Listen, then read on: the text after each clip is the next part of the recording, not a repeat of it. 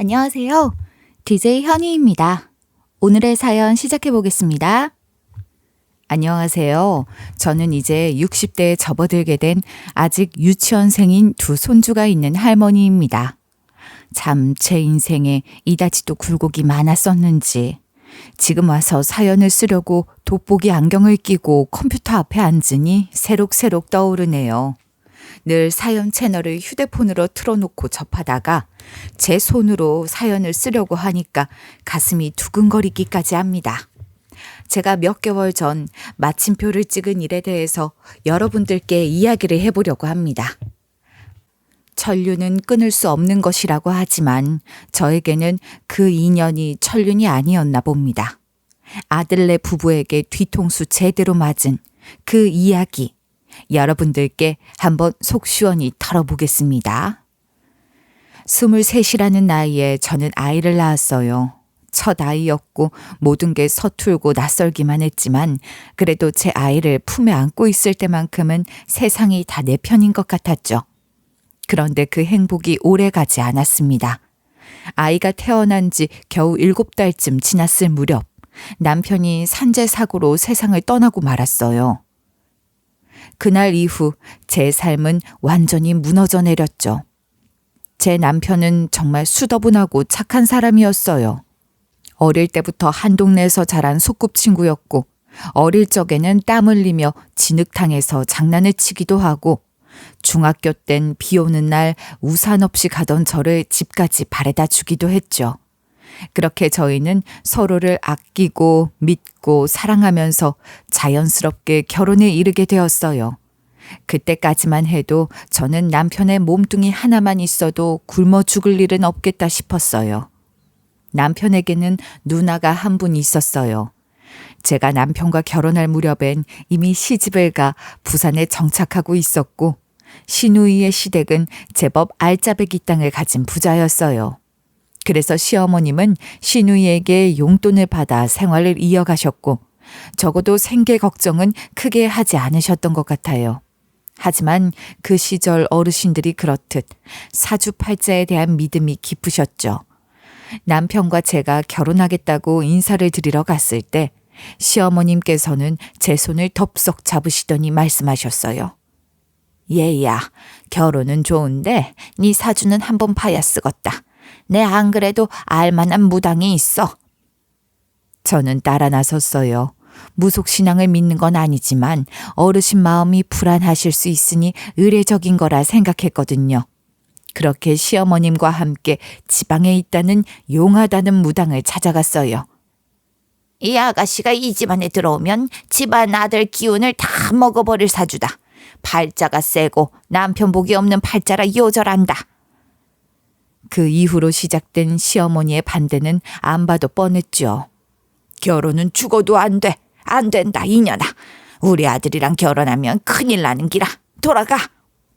그런 말 믿지 마. 미신이야. 나 100살까지 살 거야. 이 사람이 옆에 있어주면 뭐든 잘 될 거야. 그때 저는 남편의 그 미소와 말에 힘을 얻었어요. 그래서 시어머님이 반대하셨지만 결국 결혼을 밀어붙였죠. 그러나 그 무당의 말이 현실이 될 줄은 정말 꿈에도 몰랐습니다. 남편이 사고로 세상을 떠났을 때 저는 장례식장을 지키며 현실을 믿을 수가 없었어요. 장례식인지 제 인생이 매장되는 날인지 구분조차 되지 않을 만큼 정신이 혼미했죠.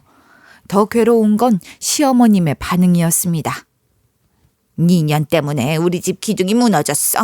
네 팔자가 아들을 잡아먹었다 이년아. 내 아들 살려내라. 그렇게 소리를 지르며 저를 발로 걷어차셨죠. 사람들이 말렸지만 시어머님은 멈추지 않으셨어요.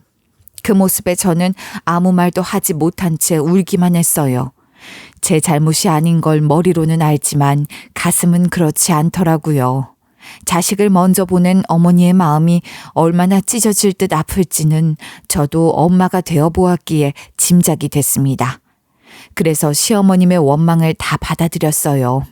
말 한마디 반박도 하지 않고 그냥 가만히 있었어요. 저도 무너져 있었고 앞으로 살아야 할 삶이 까마득히 보이지 않았기에 더 이상 아무런 힘이 없었어요. 남편의 유고를 품에 안고 돌아오는 길. 그날따라 아이가 유난히 저를 꼭 끌어안고 칭얼대더군요. 그 작고 따뜻한 체온 하나에 저는 또다시 울음을 터뜨렸습니다. 그렇게 저는 23의 어린 나이에 아기를 안고 세상과 맞서야 했습니다. 그날 이후 시어머님께선 시름시름 앓기 시작하셨어요. 매일같이 가슴을 치고 우시며 식사도 제대로 안 하시고 밤이면 남편의 사진을 꺼내 쓰다듬으며 흐느끼셨죠. 그러다 결국에는 부산에 자리를 잡고 잘 살고 있던 시누이네 집으로 가셨습니다. 시어머님은 떠나시면서 저에게 단 한 푼도 남겨주지 않으셨어요. 남편의 산재 처리가 아직 끝나지 않았던 시점이었고 보상금 같은 건 꿈도 못 꾸던 때였죠.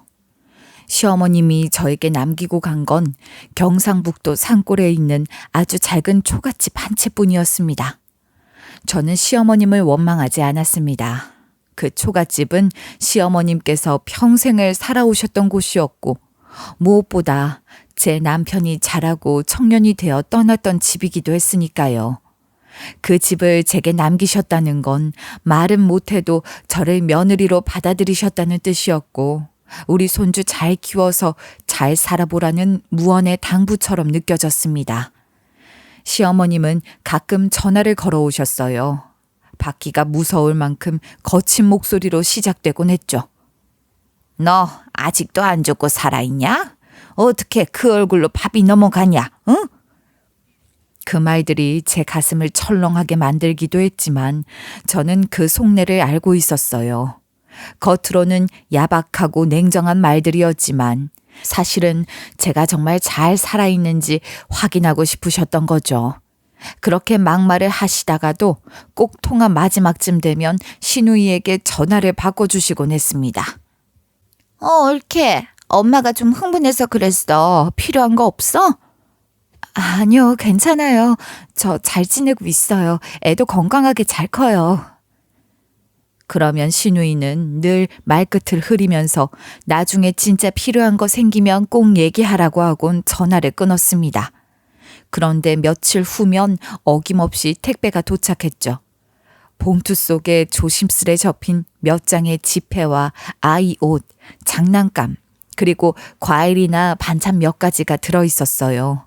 그래서였는지 저는 시어머님의 막말에도 단 한 번도 반항한 적이 없어요. 오히려 담담하게 받아들이고 고개를 끄덕이며 통화를 마쳤습니다. 어쩌면 시어머님도 알고 계셨을 거예요. 제가 왜 그 모든 말에 참고 있는지, 제 마음이 어디에 있는지 말이죠. 그 시골 초가집에서 과부가 아이 하나 키우며 산다는 건 상상보다 훨씬 더 고단한 일이었습니다.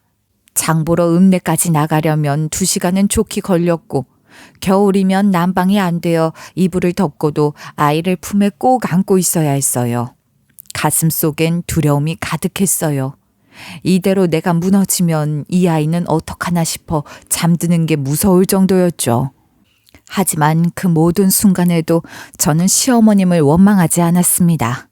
왜냐하면 시어머님도 그런 삶을 사셨다는 걸 알고 있었거든요. 남편 이야기로 들었던 어린 2 자식을 데리고 홀로 살림을 꾸리며 밤낮으로 일하셨다는 그 시절, 아버지가 일찍 돌아가셔서 겨우겨우 살아내셨던 그 시간들을 저는 짐작할 수 있었어요. 그런 시어머님께서 제게 어떤 방식으로든 동질감을 느끼셨으리라는 걸 믿었습니다. 남편과 함께한 시간이 10년이 넘는 시어머님과 고작 2년 살다 이별을 겪은 제 시간이 같을 수는 없지만 적어도 남겨진 여자로서의 외로움과 슬픔만큼은 서로 비슷했을 거라고요. 어쩌면 시어머님은 저에게 그렇게 모진 말을 쏟아내면서도 마음속으로는 저를 안쓰러워하고 계셨던 것 같아요. 그리고 말 못하시는 그 따뜻함을 시누이를 통해 조금씩 보여주셨던 거겠죠. 다들 제 사정을 안다고 하면서도 알면서도 모르는 척 참견을 많이들 하셨죠. 그래도 젊은 나이에 혼자서 애 키우는 게 어디 쉬운 일이냐. 아기 생각해서라도 새 살림 차려야지. 이런 말들로 제 등 뒤를 쉴 새 없이 떠미셨어요.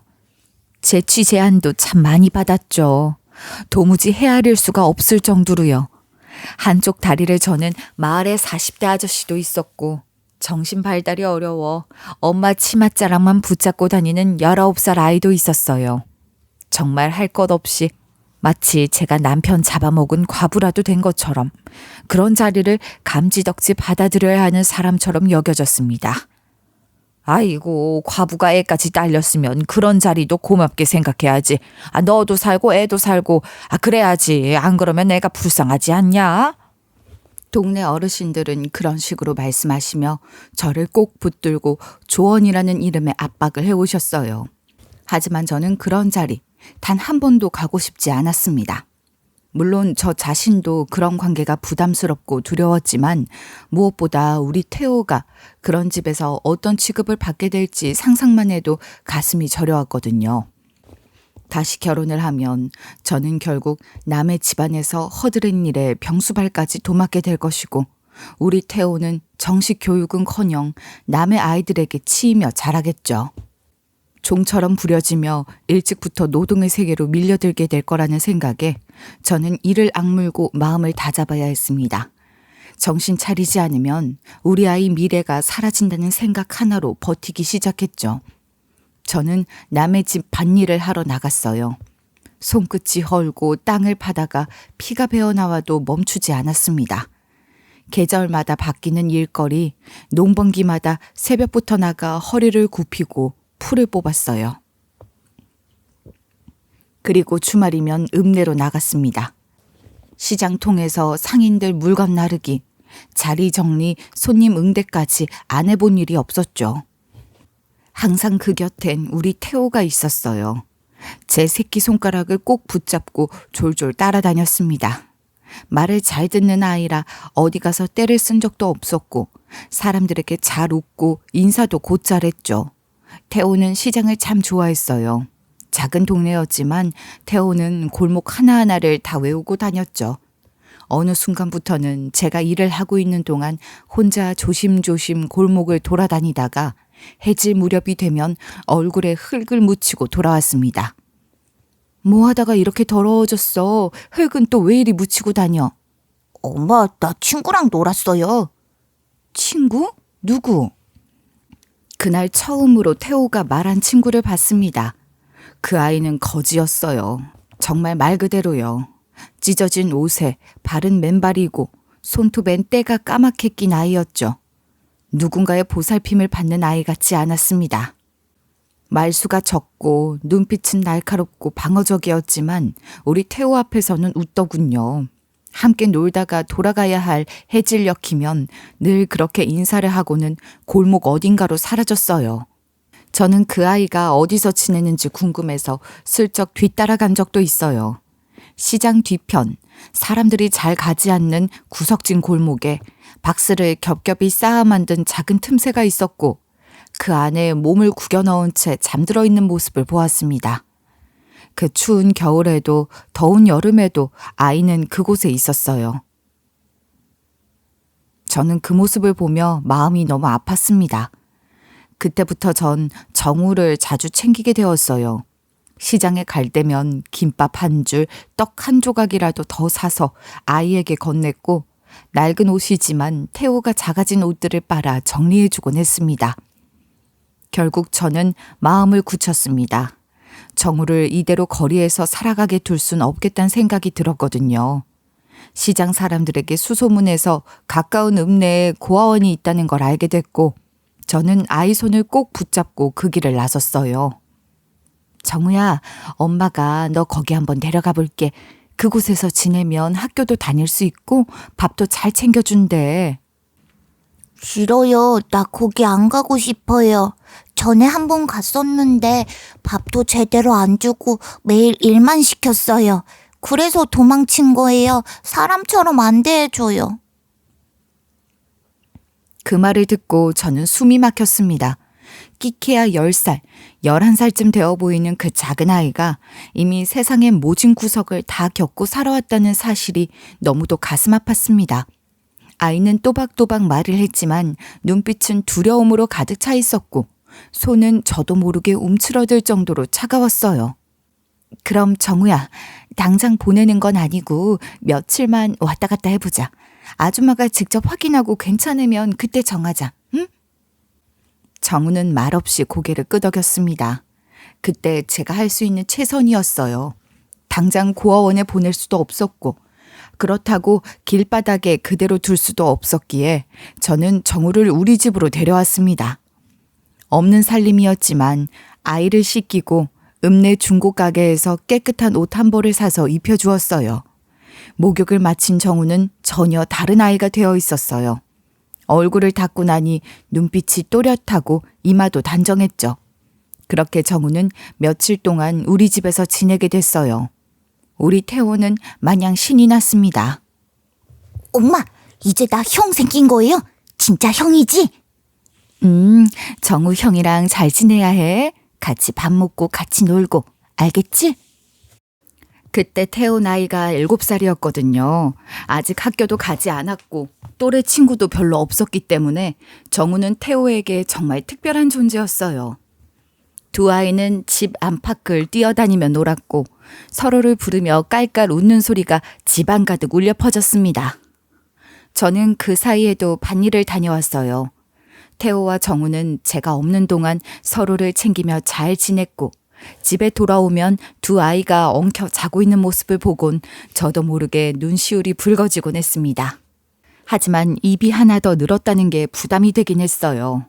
일당을 받아도 쌀 한 가마니 사면 남는 돈이 없었고 반찬도 형편없이 부실했으니까요. 하지만 이상하게도 정우는 그 점에서 참 순했어요. 밥을 많이 먹지도 않았고 항상 제가 내어준 만큼만 먹었습니다. 그리고 그 아이는 정말 똘똘했어요. 학교를 한 번도 다닌 적 없다더니 태호가 숫자 놀이를 하는 걸 몇 번 지켜보더니 어느 날은 저에게 조용히 묻더군요. 아줌마, 7 더하기 5는 12예요. 맞죠? 어머, 그걸 어떻게 알았어? 따로 배운 적도 없는데? 태호가 학교 숙제를 하길래 옆에서 봤어요. 글자도 마찬가지였어요. 태호와 함께 그림책을 보다 보니 어느 날은 자신이 이름을 적어보겠다며 연습장을 꺼내더니 정우라고 또박또박 써내려가는 겁니다. 저는 깜짝 놀랐어요. 제대로 교육을 받은 적도 없는 아이가 이렇게 빠르게 흡수하고 익힌다는 게 신기하기도 하고 한편으로는 마음이 아팠습니다. 제대로 된 교육을 받았으면 얼마나 영특한 아이가 됐을까 하는 생각이 들었습니다. 그래서 저는 다시 결심했어요. 정우를 고아원에 보내야겠다고. 단지 버려서 보내는 게 아니라 이 아이가 제도권 안에서 학교도 다니고 따뜻한 방에서 잠을 잘 수 있도록 해주고 싶었습니다. 그렇게 해주지 않으면 정우는 결국 또 거리로 나가게 될 테니까요. 정우야, 있잖아. 고아원에 들어가면 학교도 다닐 수 있고 밥도 잘 챙겨준대. 선생님도 계시고 친구도 많이 생길 거야. 내가 주말마다 꼭 보러 갈게. 약속할게. 아줌마, 주말마다 꼭 와야 해요. 안 오면 나 또 나올 거예요. 그럼 꼭 갈게. 약속. 그 모습을 보며 저도 눈물이 나올 뻔했지만 참았어요. 이건 정우를 위한 선택이었으니까요. 따뜻한 밥, 깨끗한 이불, 그리고 교과서가 있는 삶을 누릴 수 있는 기회를 저는 정우에게 주고 싶었습니다. 다시는 거리에서 잠들지 않도록, 다시는 누군가의 눈치를 보며 떨어진 음식으로 허기를 채우지 않도록, 그렇게 정우는 제 마음 한쪽에 깊이 남게 된 아이가 되었습니다. 태호의 형이자 제겐 또 다른 아들이었습니다. 저는 우리 아들 태호를 참 곱게만 키우고 싶었어요. 적어도 세상살이의 쓴맛은 조금 더 나이가 들고 나서 알게 되면 좋겠다고 생각했죠. 하지만 현실은 늘 저의 바람과는 멀었고 과부 혼자서 할 수 있는 일은 한정적이었어요. 새벽에 나가 밭일하고 주말이면 정우를 보러 고아원에 가야 했으니 말이죠. 빈손으로 고아원에 갈 수는 없어서 시장에서 싸게 산 감자며 옥수수를 삶아 작은 보자기에 싸들고 갔어요. 뜨끈한 김이 모락모락 피어나는 그 음식을 들고 버스를 타고 읍내까지 가면 정우가 마중을 나와 있었죠. 고아원은 규모가 크진 않았습니다. 수십 명 되지 않는 아이들이 함께 부대끼며 살아가는 곳이었고 처음엔 걱정을 많이 했는데 의외로 정우는 그곳에 금방 적응했어요. 오랜만에 씻고 따뜻한 밥을 먹고 이불 덮고 자는 생활에 마음이 놓였던 것 같아요. 학교 다니기 시작했어요. 다 아줌마 덕분이에요. 정말 고마워요. 정우가 그렇게 말하며 제게 고맙다고 웃을 때 저는 괜히 눈시울이 붉어졌습니다. 그 아이가 받은 고마움을 말로 표현할 줄 안다는 것만으로도 이미 훌륭하게 자라고 있다는 생각이 들었거든요. 하지만 정우를 보며 웃고 있는 저와 달리 옆에 있던 태호는 입이 대빠른 나와 있었죠. 엄마만 아니었으면 정우 형이랑 계속 같이 살 수 있었는데. 정우 형은 좋은 데 가서 더 멋진 사람이 될 거야. 우리가 도와준 거야. 알겠지? 근데 나도 형이랑 계속 같이 살고 싶단 말이야. 나한텐 형이 하나밖에 없었는데. 그러니까 정우 형이 잘 돼서 꼭 다시 만나러 오겠지. 우리도 열심히 살아야 돼. 정우는 고아원에서 규칙적인 생활을 하면서 정말 눈에 띄게 성장했어요. 길바닥에서 굶고 자란 시절엔 영양도 부족하고 잠도 제대로 못 자서 자꾸 왜소했는데 따뜻한 밥을 먹고 제때 잠을 자니 몸이 쑥쑥 자라나더군요. 어느새 제 키를 따라잡더니 조금 지나선 동급생들보다 머리 하나가 더 컸어요. 어깨도 벌어지고 말투도 차분해져서 언뜻 보면 13살 소년 같지 않았죠. 그렇게 저는 1년 가까이 주말마다 정우를 찾아가 함께 시간을 보냈습니다. 고아원 원장님도 정우도 점점 저를 가족처럼 대해주셨고요. 그러던 어느 날 정우가 13살이 되던 해였습니다. 고아원 원장님께서 조심스럽게 저를 부르시더군요. 예감이 좋지 않았어요. 어머니, 정우가 입양을 가게 됐습니다. 외국계 기업에 근무하는 부부인데 한국어도 할 줄 알고 한국 문화에 이해가 깊은 분들이에요. 정우에게 좋은 기회가 될 겁니다. 잘 됐네요. 그 아이에겐 좋은 기회가 되겠죠. 잘 부탁드립니다. 태호는 소식을 듣자마자 대성통곡을 했습니다. 방에 틀어박혀 한참을 울며 정우 형을 보내기 싫다고 발버둥을 쳤죠. 엄마, 형이 우리한테 왜 안 살아? 형 보내지 마. 태호야, 나도 너랑 계속 같이 있고 싶지만 내가 가야 더 나은 사람이 될 수 있어. 나중에 어른이 되면 다시 만나자, 꼭. 좋은 집 가서 꼭 공부 열심히 하고 커서 큰 인물이 되렴. 넌 그럴 수 있어. 아줌마, 꼭 그렇게 할게요. 그리고 태호한테 전해주세요. 공부 열심히 하라고. 정우는 그렇게 웃으며 저를 마지막으로 한 번 안아주고 고아원을 떠났습니다. 눈물은 나지 않았어요. 그 아이가 이대로 잘 살아주기만을 바랐습니다. 제 품에서 보낸 아이가 세상 어디에 있든 잘 살아가길 바라는 마음뿐이었죠. 그날 이후로 태호는 마음을 고쳐먹은 듯 했어요. 정우 형처럼 멋지고 키 큰 남자가 되겠다고 다짐이라도 한 듯 밥도 잘 먹고 공부도 열심히 하더군요. 학교에 다니면서 숙제를 거른 적도 없었고 늘 묵묵히 제 곁을 지켜주는 듬직한 아들로 자라났습니다. 하지만 아이가 자라면서 세상의 풍경도 달라지기 시작했습니다. 고등학생이 된 태호는 어느 순간부터 말수가 줄었고 짜증이 늘어났습니다. 그러던 어느 날 공부하다 말고 책상을 쾅 내리치더니 제게 말했어요. 엄마, 우리는 언제까지 이 다 쓰러져가는 초가집에서 살아야 해? 친구네 집은 다 좋은 아파트 살고 따뜻한 물도 펑펑 쓰는데 우리는 왜 맨날 이렇게 살아야 하는데? 그 말에 제 가슴이 찢어지는 듯 했어요. 아무 말도 할 수 없었습니다. 태호의 말이 틀린 게 아니니까요. 태호는 입을 꾹 다문 채 한참을 고개 숙이고 있었어요. 그 순간 저는 다시 마음을 다잡아야 했습니다. 아이가 다시 흔들리지 않도록 저는 더 단단해져야 했어요. 아직 끝나지 않았다는 걸 스스로에게 다시 새기며 그날도 조용히 아들의 방문을 닫았습니다. 우리 태우가 고등학생이 되었을 무렵 신우이에게서 연락이 왔어요. 뜬금없이 전화가 울려 받았더니 그 목소리가 예사롭지 않더군요. 엄마가 많이 위독하셔. 올케가 와줬으면 좋겠는데. 그 순간 심장이 철렁 내려앉았습니다. 끝까지 저를 미워했던 분이었지만 그래도 남편의 어머니였고 태호의 할머니였으니까요. 저는 잠시 망설였지만 이내 짐을 꾸렸습니다. 혼자 가려 했지만 태우가 말없이 저를 따라 나섰죠. 엄마, 왜 가? 끝까지 도와준 적도 없는 사람 왜 보러 가는데? 그래도 네 아빠 엄마셨어. 마지막 인사라는 건 그런 거야. 하고 나면 후회 안 남아. 태우는 입을 삐쭉 내밀고는 더 이상 아무 말도 하지 않았어요. 그렇게 우리는 함께 부산으로 향했습니다. 병원에 도착하니 시누이가 나와 있었고 시어머님은 중환자실 한켠에서 산소호흡기에 의지해 숨을 몰아쉬고 계셨어요. 사람들은 많았지만 시어머님은 저를 부르셨어요. 손짓으로 사람들을 물리치더니 저와 태호만 남기고는 희미한 손으로 종이 한 장을 꺼내셨습니다. 이거 네 가져라.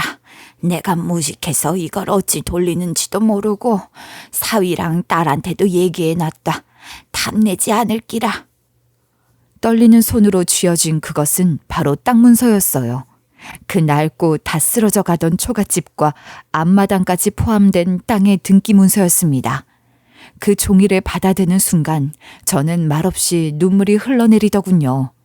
시어머님의 목소리는 바람 빠진 풀잎 같았지만 그 안에 담긴 의미는 참 무거웠습니다. 평생 저에게 단 한 번도 따뜻한 말 한마디 해주신 적 없던 분이 마지막 순간에 이렇게 물려주시다니요. 그 순간만큼은 미움도 원망도 없었어요. 괜찮다고. 이제라도 제 진심을 받아주신 것 같아 눈물이 하염없이 났습니다. 그런데 시어머님은 끝끝내 그 말 한마디를 하지 않으시더군요. 미안했다, 잘 살아라, 그런 말도 없이 조용히 눈을 감으셨어요. 아마 마음속으론 아직도 제 탓이라 여기고 계셨겠죠. 그 꼬장꼬장한 성격에 마지막 순간까지도 제 남편의 죽음은 저의 팔자 탓이라고 생각하셨을지 모르겠습니다. 그래도 저는 그 종이 한 장으로 모든 걸 용서했습니다. 시어머님의 장례를 치르고 돌아오는 길, 태호는 창밖을 내다보며 말없이 있더군요. 한동안은 조용하던 아이가 다시 예전처럼 질 나쁜 친구들과 어울리기 시작했고 제 속을 썩이기 시작했습니다. 집이 이게 뭐냐고. 남들 다 아파트 산다는데 우린 언제까지 초가집에서 살아야 하냐고 쪽팔리게. 그렇게 소리를 지르던 태호를 보며 저는 그저 입을 다물 수밖에 없었어요. 이해가 되지 않는 건 아니었으니까요. 당장 눈앞의 삶이 팍팍하고 친구들과 비교될 때마다 서럽고 억울했을 테니까요. 하지만 시간이 지나고 태호는 20살이 되고도 21살이 되어서도 정신을 차리지 못했어요. 매일 밤 술에 취해 들어오고 친구들과 어울려 늦게까지 밖을 배회하곤 했죠. 저는 그때마다 이불을 뒤집어 쓰고 울었습니다. 어디서부터 잘못된 걸까? 내가 뭘 더 해줘야 했을까? 후회가 꼬리에 꼬리를 물었습니다. 그러던 어느 날 태호가 군대에 가겠다고 했어요. 그 말에 저는 놀라움과 함께 안도의 한숨을 내쉬었습니다. 그렇게 군대에 간 태호. 처음엔 마음이 허전했지만 이상하게도 속이 편했어요. 사고 칠 걱정도 늦게 들어와 문소리에 놀랄 일도 없었으니까요. 그런데 기적처럼 제대 후에 태호는 완전히 달라졌습니다. 훈련소에서 뭘 배웠는진 모르겠지만 딴 사람이 되어 돌아왔어요. 자격증 하나 없고 학벌도 없던 태호는 읍내에 있는 식당에 들어가 주방 일부터 시작했습니다. 엄마, 내가 이제부터는 생활비 낼게. 그 말에 저는 눈물이 핑 돌았어요. 군대가 사람을 만들어 놨구나. 이런 게 사람이 철드는 거구나 싶었죠. 그렇게 몇 년을 악착같이 버텼습니다. 저도 하루도 쉬지 않고 일했고 태호는 월급의 절반을 저에게 주면서 둘이 함께 살림을 꾸렸어요. 낡은 초가집은 여전히 불편했지만 그래도 그 안에는 사람이 살아가는 냄새가 가득했어요. 그러던 어느 날 한 통의 공문이 날아왔습니다. 저희 집이 포함된 지역이 도시개발구역으로 지정되었다는 내용이었어요. 처음엔 믿기지 않았죠. 그렇게 태호가 이사가자 땅 팔자고 노래를 부르던 그 땅이 버티고 또 버틴 그 집터가 이제야 저희에게 보장을 안겨주다니요. 오랫동안 남들이 뭐라고 해도 태호가 뭐라 해도 지키고 싶었던 그 땅. 어쩌면 시어머님이 제게 물려주신 마지막 선물로 결국 저희 모자에게 제2의 삶을 선물해 준 땅이었죠. 삶이라는 건 결국 그렇게 한 방에 바뀌기도 하더라고요. 누구는 운이라고 하고 누구는 축복이라고도 하지만 저는 그렇게 생각했어요. 묵묵히 버틴 자에게 언젠가는 삶이 작은 보답을 건네주는 거라고요. 그리고 그 보답은 우리 태호와 제가 함께 만들어낸 것이기도 했습니다. 큰 돈이 생기자 태호는 기다렸다는 듯 말했어요. 엄마, 이참에 부산으로 가자. 일자리도 많고 기회도 훨씬 많으니까. 처음엔 망설였지만 곧 마음을 접었습니다. 이젠 제 판단보다 우리 아들 말이 더 믿음직스러웠거든요. 그래도 나보다 세상 돌아가는 걸 잘 알지 싶어서 저는 태호의 의견을 따르기로 했습니다. 그렇게 우리는 부산으로 내려와 작은 전셋집에 자리를 잡았어요. 처음엔 조금 낯설었지만 매일같이 바쁘게 흘러가는 도시의 공기 속에서 저도 모르게 새로운 기대가 생기더군요. 남은 돈을 어떻게 굴릴지 고민하던 어느 날 태호가 일하던 식당 근처의 부동산 주인이 귀뜸을 해주었어요. 바로 옆 골목에 경매로 나온 2층짜리 상가가 있어요. 내가 경매가로 넘기긴 아까운데 태호가 일 열심히 하니까 알려주는 거예요. 엄마, 우리 이거 사자. 딱이라니까. 전세금 조금 빼고 부족한 건 대출 받아서 사. 월세로 대출 갚으면 되니까. 안 사면 바보라고. 얘야, 그게 그렇게 쉬운 일이냐? 대출 받으면 매달 이자에 허덕여야 하잖니. 엄마 명의로 하면 돼. 난 지금 여자친구랑 결혼 생각 중인데 나중에 대출 있으면 집 사기도 어렵고 대출 못 받는단 말이야. 그러니까 엄마 명의로 하는 게 맞아. 그 말에 저는 결국 고개를 끄덕였습니다. 이놈이 다 계획이 있구나 싶었죠. 그렇게 저는 제 명의로 대출을 받아 상가 건물을 샀고 태호는 결혼을 했습니다. 아들은 30살, 딱 좋은 나이에 결혼을 했고 3년 뒤엔 첫 손주가 태어났어요. 그 아이가 세상에 나왔을 때 저는 어쩜 그렇게 우량하냐며 놀랐죠. 울음소리가 아주 천장을 뚫을 기세였거든요. 그렇게 손주가 생기면서 제 삶도 다시 바빠졌어요. 아들 부부는 매일같이 일을 나갔고 아이는 자연스럽게 제 품에서 자라게 됐습니다. 하루 종일 아이 기저귀 갈고 이유식 만들고 재우고 안고 울고 웃다 보면 하루가 훌쩍 지나가곤 했죠.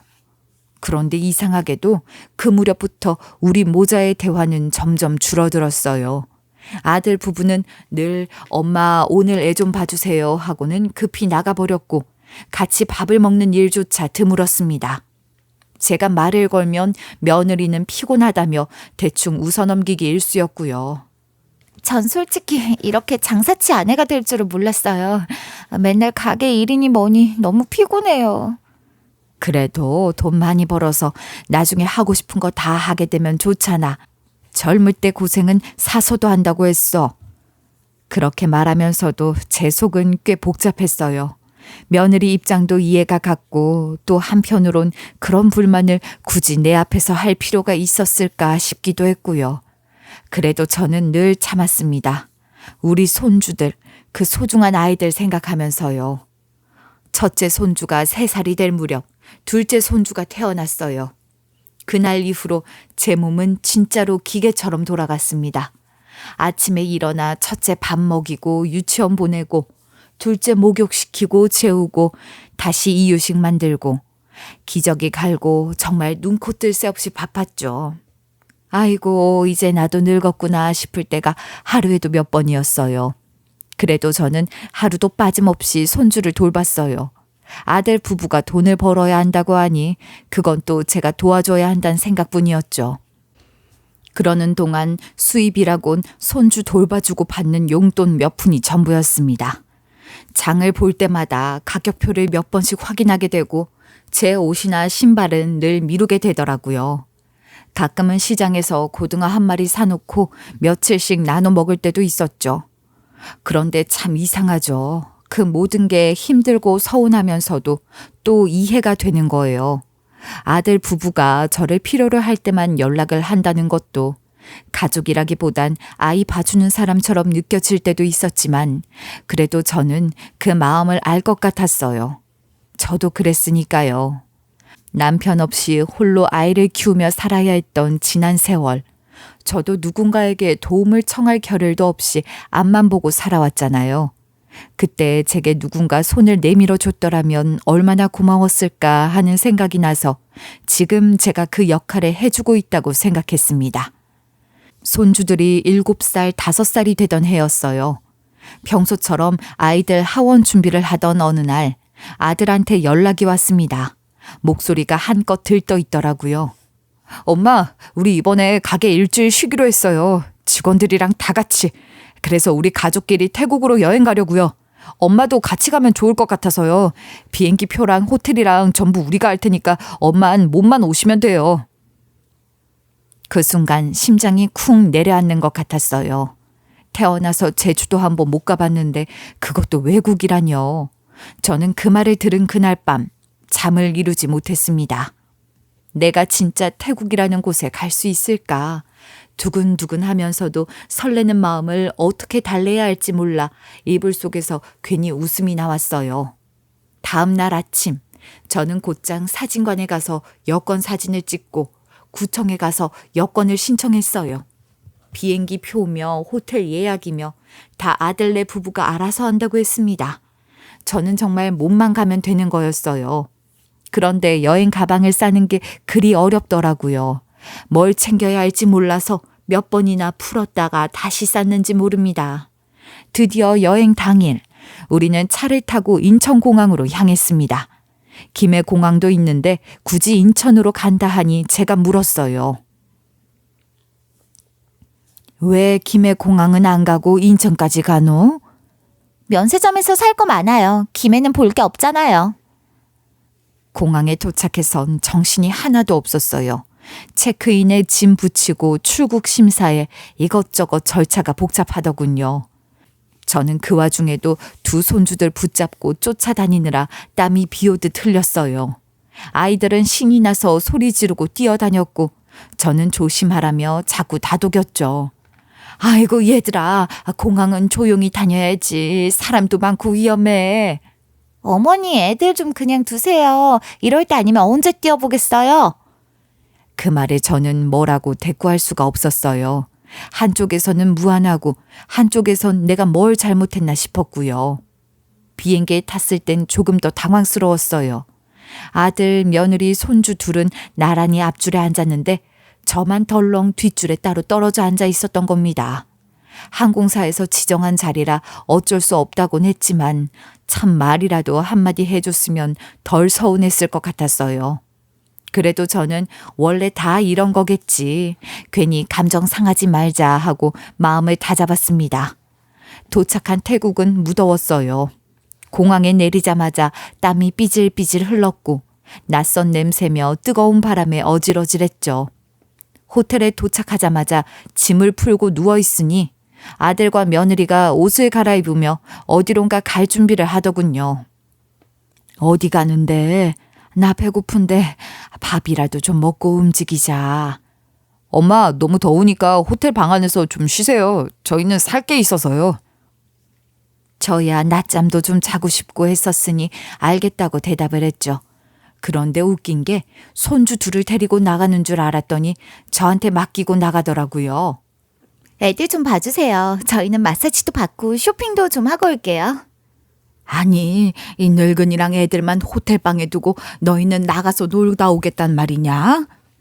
우리 부부도 시간을 좀 가지긴 해야 할 거 아니야, 엄마. 애들이랑 방에 있으면 되잖아. 괜히 짜증내지 말고 여행 망치지 말자고. 그 말에 저는 입을 꾹 다물 수밖에 없었습니다. 짜증도 안 냈는데 먼저 그렇게 말하니까 가슴이 철렁하더라고요. 이게 나랑 같이 가자던 그 여행이었나 싶은 마음이 들었죠. 아이들은 에너지가 넘쳤고 저는 방 안에서 그 아이들 달래느라 혼이 났습니다. 밖은 더워서 나가지도 못하고 물놀이 장도 없고 그래도 방 안에 TV라도 켜볼까 했는데 그마저도 아니었어요. TV를 켜자마자 막 나갈 채비를 하던 며느리가 말했죠. 어머니, 애들 TV 보면 바보 되는 건 몰라요? TV는 절대 보여주지 말아주세요. 그렇게 말하고 아무 대책도 없이 나가버리더군요. TV도 안 되고 밖에도 못 나가고 도대체 뭘 하라는 건가 싶어 방 안을 맴돌며 하루를 견뎠습니다. 그렇게 호텔방에서 4박 5일 동안 아이들을 돌보다 보니 정말이지 제 몸 하나를 제대로 챙길 수가 없었어요. 아침부터 밤까지 둘을 데리고 씻기고 밥 먹이고 잠재우는 일상이 이어졌죠. 다들 여행이라는데 저는 그냥 출장 보모로 온 듯한 기분이 들었습니다. 다음 날도 마찬가지였어요. 아들 부부는 또다시 어디를 나간다고 했고 저는 속이 너무 허해 뭘 좀 먹고 싶었어요. 짐을 뒤적거려 봐도 아무것도 없고 마침 호텔 냉장고에 있던 이온 음료랑 선반 위에 있던 감자칩이 눈에 들어왔습니다. 이거라도 먹자 싶어 조심스레 꺼내 먹었는데 그걸 본 며느리가 들어오자마자 저를 향해 고래고래 소리를 지르더군요. 어머니, 이거 미니파인 거 모르셨어요? 이거 하나에 몇만 원이에요. 앞에 편의점만 나가도 몇백 원이면 사는 걸 왜 호텔에서 생각 없이 드세요? 그 말을 들으니 정말 속이 부글부글 끓었습니다. 며느리 입에서 몇만 원짜리라는 말이 나오는 순간 눈물이 나올 뻔했어요. 내가 자식 손주 봐주겠다고 여기까지 끌려와서 이온 음료 한 병, 감자칩 하나 먹은 게 그렇게 큰 잘못이었나 싶었죠. 엄마 눈치 좀 챙겨요. 우리가 왜 엄마를 비싼 돈 들여서 여기까지 모시고 왔겠어요. 애들 봐달라고 그런 거잖아요. 그 말에 저는 참았던 눈물을 꾹 눌러 삼켰습니다. 저 보란 듯이 4사람 가족은 함께 나가고 저는 그 호텔방에서 또 혼자 아이들을 재우고 또 혼자 아침을 맞이했습니다. 귀국날이 되었을 때도 마찬가지였어요. 인천공항에 도착하자 아들 부부는 말했죠. 우리 서울에 볼 일이 있어서 먼저 갈게요. 엄마는 KTX 타고 잘 내려가세요. 정말 기가 막혔습니다. 저는 인천공항에서 혼자 캐리어를 끌고 서울역까지 이동하고 KTX를 타고 부산까지 내려왔어요. 그때는 마음보다 몸이 먼저 무너져 내렸습니다. 부산역 플랫폼에 발을 내딛는 순간 눈물이 주르르 흘러나오더라고요. 꾹 참았던 모든 감정이 그대로 터진 거죠. 그 후로 저는 아들 부부의 연락을 받지 않았습니다. 손주들 맡아달라는 연락이 와도 단 한 번도 대답하지 않았고 대문조차 열어주지 않았어요. 그렇게 며칠을 버티자 아들놈이 찾아와 문 앞에서 소리를 지르더군요. 엄마가 너무한 거 아니야? 우리 보고 어쩌라는 거야. 애는 봐줘야지. 엄마 손주잖아. 아들의 뻔뻔한 태도에 저는 복수를 하고 싶단 마음이 들었습니다. 이놈들은 날 부모로 생각하는 게 아니었어요. 그냥 보모로, 공짜로 육아해주는 존재로만 생각했던 겁니다. 그 후로는 집에만 있기 싫어서 일부러 밖으로 나돌았습니다. 시장을 돌고 공원 벤치에 앉아 시간을 보내고 무료 행사 전단지를 하나하나 챙겨봤죠. 그러다 우연히 구청 앞 게시판에서 무료 법률 상담이라는 공지를 보게 됐습니다. 아들놈에게 뭔가 법적으로라도 따져보고 싶은 마음이었어요. 그래, 나도 그냥 억울하게 참기만 하진 않겠다고 마음먹었죠. 법률 상담장이 꾸며진 구청 강당은 생각보다 조용했고 단정했어요. 저는 접수처에 이름을 적고 기다리고 있었습니다. 그런데 제 이름이 불려 들어간 상담 부스 안에서 믿을 수 없는 얼굴을 마주하게 되었어요. 정면에 앉은 상담 변호사 이름표엔 이렇게 써 있었죠. 황정우 변호사. 눈을 크게 뜨고 쳐다보니 어릴 적 시장 바닥에서 떼죽음을 먹던 그 아이, 우리 태호랑 하루 종일 놀다 가던 그 아이가 맞는 것 같았어요.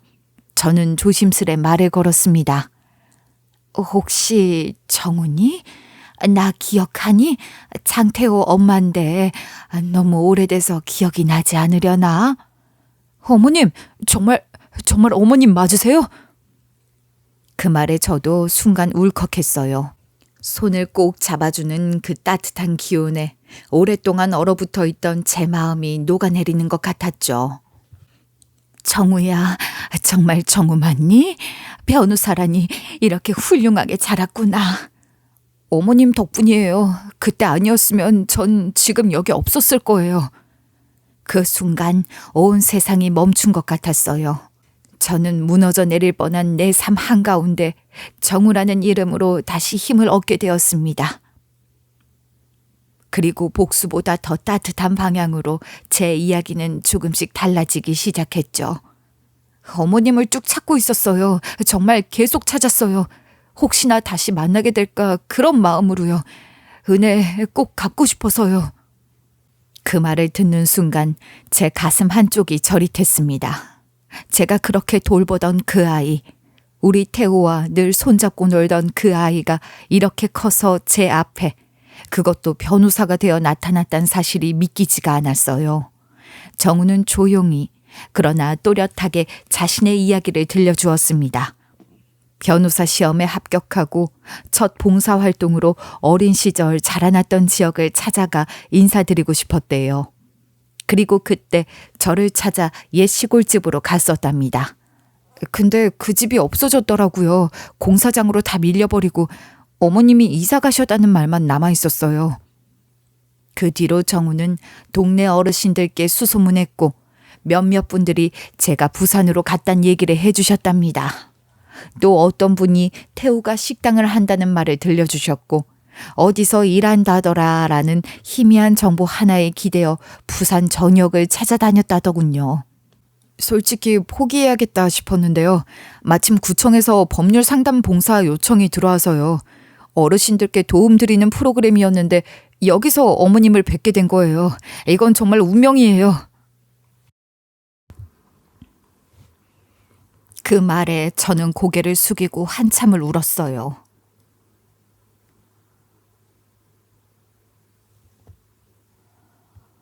말없이 저를 찾고 또 도와주겠다고 말하는 정우가 어찌나 고맙던지요. 근데 어머님, 여기 왜 오셨어요? 무슨 일 있으세요? 정우가 조심스럽게 물었습니다. 저는 마음속에 묵혀두었던 이야기들을 하나하나 꺼내놓았어요. 아들과의 여행에서 당한 일, 그 뒤의 냉대, 그리고 지금껏 저를 어떻게 대했는지.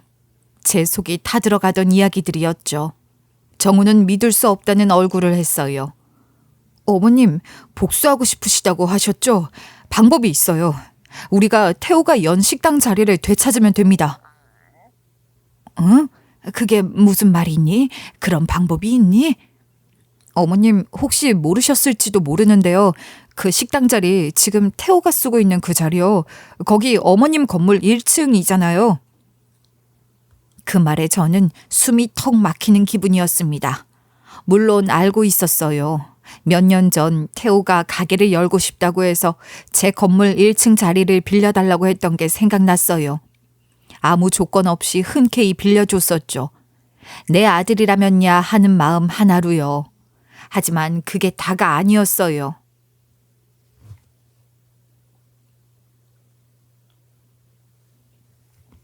정우는 제게 아주 구체적인 이야기를 들려줬어요.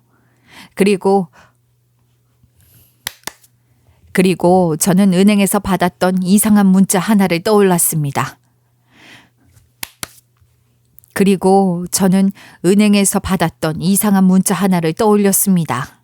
대출 연장 심사 서류가 도착했단 문자였죠.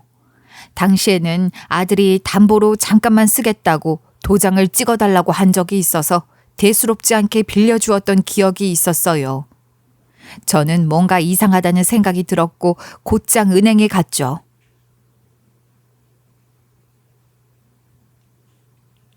그리고 그곳에서 제가 알지 못했던 충격적인 진실을 듣게 됐어요.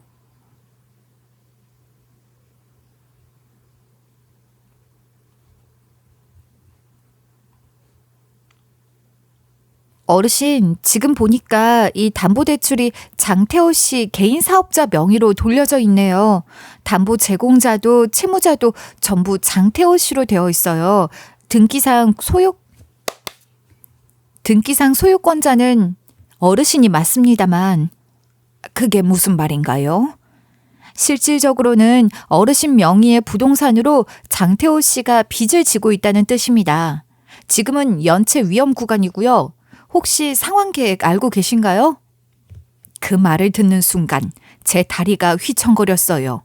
그제야 모든 게 이해가 되었죠.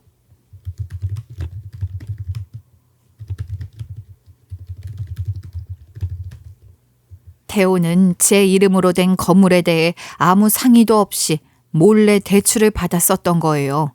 그것도 몇 번이고 반복해서 돌려가며 사업 자금이니 생활 자금이니 이름을 바꿔가며 말이죠. 저는 말문이 막혔습니다. 세상에 제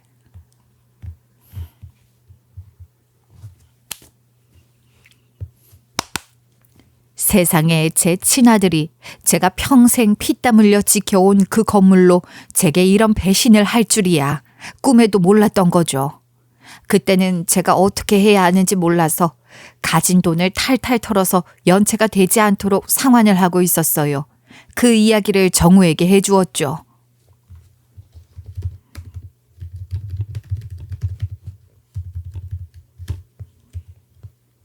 어머님, 이제부터는 제가 도와드릴게요. 잃은 건 되찾고 받을 건 반드시 받아내야죠. 그렇게 살 이유가 있는 사람은 어머님이십니다. 그 말에 저는 눈물이 또르르 흘러내렸어요. 세상 사람 다 떠나도 이 아이만큼은 나를 잊지 않았다는 사실이 그저 고맙고 또 고마웠습니다. 그리고 이젠 나를 보모로밖에 보지 않던 그 아이에게 단단히 보여줘야겠다고 마음먹었죠. 정우가 곁에 있다는 사실이 제겐 그 어떤 위로보다 든든했습니다. 정우야, 이거 진짜 괜찮은 거니? 아무래도 내가 너무 큰일을 벌이는 건 아닌가 싶어서. 아니에요, 어머님. 이건 분명한 무건대리 혹은 명의도용에 준하는 남용입니다. 지금 당장은 형사소송까지 가지 않더라도 민사적으로 정리해야 할 사안이에요.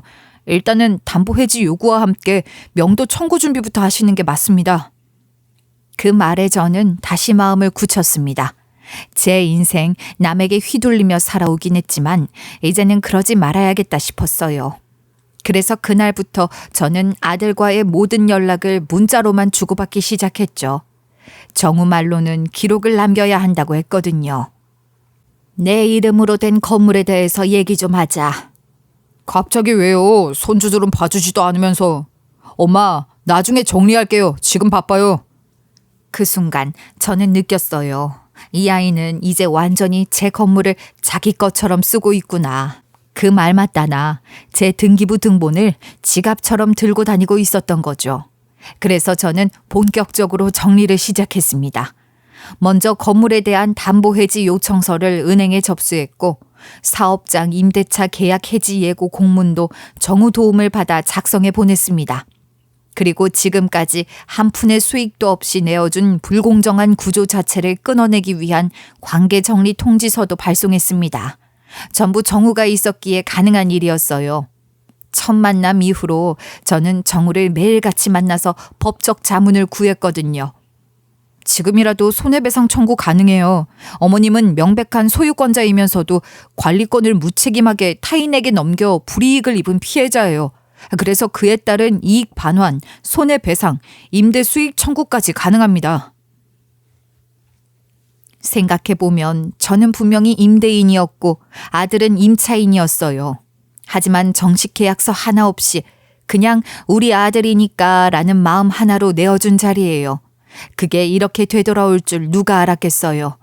그래서 저는 내용 증명을 보냈습니다. 장태호 씨가 현재 사용 중인 상가 1층은 계약서 없이 무단 점유 중이며 이에 따른 권리금, 임대료 산정, 명도 협의가 필요함을 고지한다는 내용이었습니다. 아들은 프랜차이즈 식당을 운영 중이었기 때문에 저는 정우의 도움을 받아 본사에도 정식 통보를 했습니다. 귀사의 가맹점이 무단 점유 중인 사실을 알립니다. 해당 장소는 법적 소유권자인 본인과의 정식 계약 없이 사용되고 있으며 이로 인한 법적 분쟁이 우려됩니다. 점검 바랍니다. 그 사실이 아들 부부에게 전해졌는지 어느 날 갑자기 전화가 울렸습니다. 며느리였어요. 목소리는 한껏 날카롭고 다급했어요. 어머님, 이게 대체 뭐예요? 저희 망하라는 거예요? 나한테 뭐라 했던 말 기억 안 나냐? 비싼 돈 주고 모셨다면서 정작 시킨 건 손주들 기저귀 갈고 잠 재우는 일이었잖아. 나한테 그게 당연한 일인 줄 알았냐? 나도 사람이다, 사람. 나 좀 바꿔봐봐. 엄마, 설마 이걸 진짜 법적으로 처리하겠다는 거야? 그래, 그럴 거다. 네가 내 땅으로 대출 돌려막기 한 거 네 이름으로 사업 벌이면서 날 이름만 앞세운 거 다 정우한테 들었다. 더는 못 참는다. 그렇게 통화를 끊은 뒤 정우는 제게 조용히 다가와 말했습니다. 약간은 난감한 표정이었어요. 저 어머님, 사실 그 일 말고도 며느리분 문제될 게 하나 더 있어요. 어? 그게 무슨 말이야? 우리 며느리한테 무슨 문제가 있다는 거야?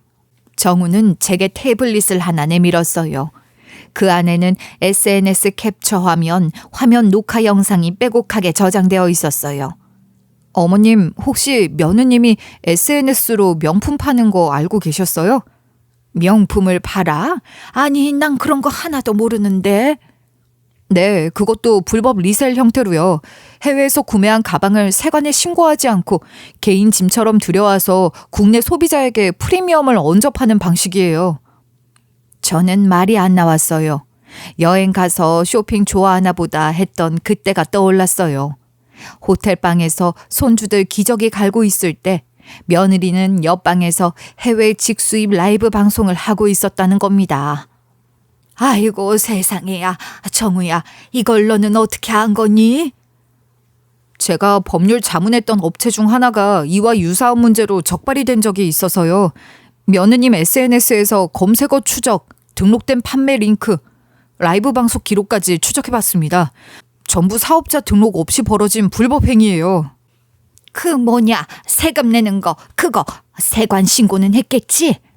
아니요, 관세, 부가세 모두 회피한 정황이 뚜렷해요. 단순히 물건 들여온 걸로 끝나는 게 아니라 명의와 세금 회피까지 겹쳐서 탈세에 해당할 수도 있어요. 그럼 걔 큰일 나는 거 아니야? 처벌까지 가지 않게 하려면 지금이라도 자진 신고하고 정리하는 게 최선이에요. 대신 그동안 어머님께 입힌 피해는 반드시 환수받을 수 있어요. 그 말을 들으며 저는 깨달았어요.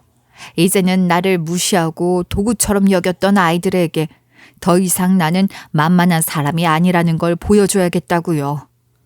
정우가 제 옆에 있다는 것이 그저 고맙고 든든했습니다. 그리고 저는 마음속으로 또렷이 되뇌었습니다. 이제는 내가 너희에게 휘둘리는 사람이 아니라는 것을 알아주었으면 좋겠다고 말입니다.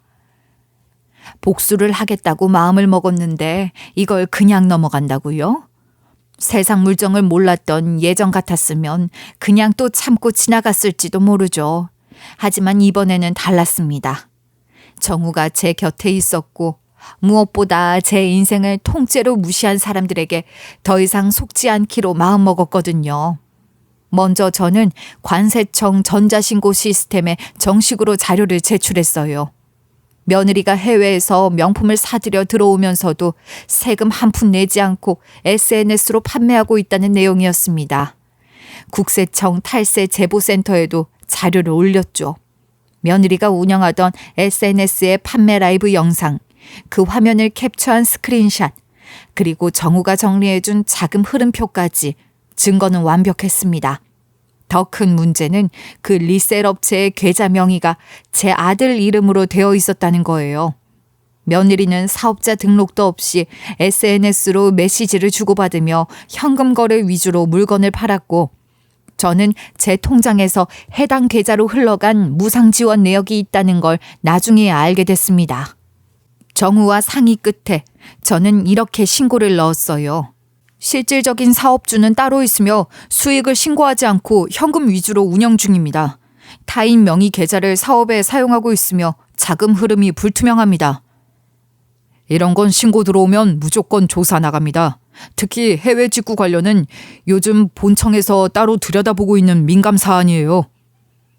저는 며느리가 운영하던 SNS 계정, 송금 받던 계좌번호, 통관 번호까지 정리해서 하나의 자료 패키지로 제출했어요. 그렇게 국세청과 관세청의 합동조사가 시작되었고, 며칠 뒤 며느리는 신고를 받고서야 허둥지둥 연락을 해왔습니다. 전부 정우의 도움 덕분이었습니다. 정말 정우가 아니었다면 법에 대해, 세금에 대해 하나도 몰랐던 제가 어찌 이리 똑똑하게 준비할 수 있었을까요? 어머님, 혹시 어머님이 신고하신 거예요?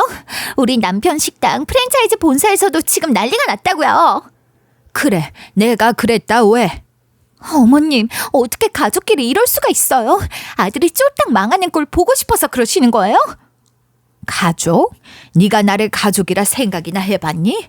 손주들 태어나고 단 하루도 쉰 적 없이 애들 봐줬던 나한테 해외여행 가서도 방에 가둬놓고 기저귀나 갈게 만든 주제에 내가 그걸 가족이라고 생각했으니까 참아준 거야. 근데 너희는 그 이름을 이용했지. 지금 그 대가를 치르고 있는 거다. 며느리는 말문이 막혔는지 조용해졌습니다. 저는 그날 이후 단 한 번도 그들의 연락에 흔들리지 않았습니다. 그리고 정우와 함께 다음 수순을 진행했죠. 바로 사업장 퇴거 통보였습니다. 태호와 며느리가 운영하던 매장은 명목상 법인 이름으로 등록돼 있었지만 실질적 소유주는 저였어요.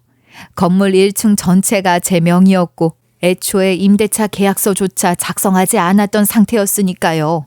정우가 도와준 서류를 정리해 내용 증명으로 보냈습니다. 계약 없이 무단 점유 중인 1층 상가에 대해 15일 내 자진 퇴거 및 원상복구를 요청합니다. 불이행 시 민사소송 및 손해배상 청구를 진행할 예정입니다. 그 문서를 받은 아들은 제게 전화를 걸어 울부짖었어요. 엄마, 이게 뭐야? 왜 갑자기 가게를 비우라고 하는 거야? 갑자기라니 5년 넘게 썼잖니. 계약서 한 장 없이. 나는 아들이잖아. 엄마, 우리 여기서 나가면 진짜 망해. 그래, 가족이라 믿었지. 그래서 땅도 내어줬고 담보도 내줬고 사업 자금도 지원했지. 근데 넌 그걸 이용만 해먹었잖니. 나는 더 이상 속지 않을 거야. 그 말에 아들과 며느리는 결국 제게 무릎을 꿇고 울며 빌었습니다. 손주들까지 데려와 눈물로 매달렸지만 저는 냉정하게 정우의 손을 꼭 잡고 이렇게 말했어요. 그 어린 시절 밥 한 끼 나눠주고 손 한 번 잡아준 것 기억해서 이렇게 변호사가 되어 찾아온 정우도 있어. 그런데 너희는 평생 내 등골만 빼먹은 못된 것들이야. 선처는 없다. 그 말은 저 스스로에게도 하는 말이었습니다. 그 후 저는 제 명의로 된 모든 부동산과 금융자산에 대해 전면적인 가처분 신청을 걸었습니다. 아들 및 며느리가 대리권, 위임권을 행사하지 못하도록 법적으로 막았고 기존에 위임된 대출이나 통장 접근도 철회 공증으로 정리했어요. 주 양도나 증여 역시 법률적으로 완전히 봉인해 두었습니다. 결국 아들네 부부는 운영하던 식당에서도 쫓겨났고 프랜차이즈 본사로부터 계약 해지 통보까지 받게 되었어요. 그리고 지금은 매일같이 제 집 앞에 찾아와 손주들을 앞세워 잘못했다고 빌고 있지만 저는 다시는 마음을 주지 않을 겁니다.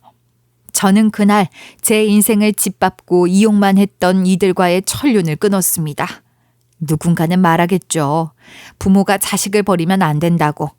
하지만 자식이 먼저 부모를 등쳐먹었을 때 그건 가족이 아니었던 겁니다.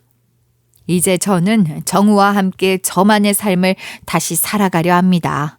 복수를 하겠다고 마음먹었을 때부터 저는 다시는 속지 않겠다고 결심했으니까요. 제 이야기를 끝까지 들어주셔서 감사합니다.